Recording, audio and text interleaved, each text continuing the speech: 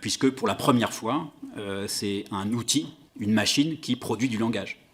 Pour la première fois dans l'histoire, la faculté qui pourtant définissait jusque-là l'humanité, qui est de produire du langage symbolique, récursif, créatif, n'est plus l'exclusivité de l'espèce humaine, puisque la machine en est capable.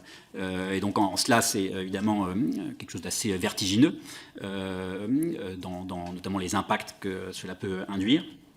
Et les questions que cela pose à l'éducation et au système éducatif, qui sont, j'en suis désolé par avance, des questions qui ne trouvent pas des réponses à ce jour fermes et définitives. On sera là pour en discuter, j'en suis sûr. Mais évidemment, ce sont des questions que l'on se pose au quotidien à la direction du numérique pour l'éducation, en lien avec deux grandes institutions au sein du ministère, que sont l'inspection générale et la direction générale de l'enseignement scolaire, que vous auditionnerez, je crois, la semaine prochaine.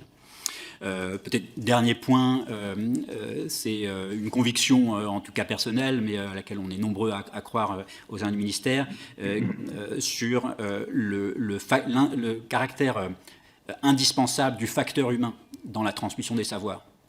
En cela, l'IA pose beaucoup de questions sur l'avenir des métiers. Quels sont les métiers qui vont disparaître, être transformés, se créer, etc.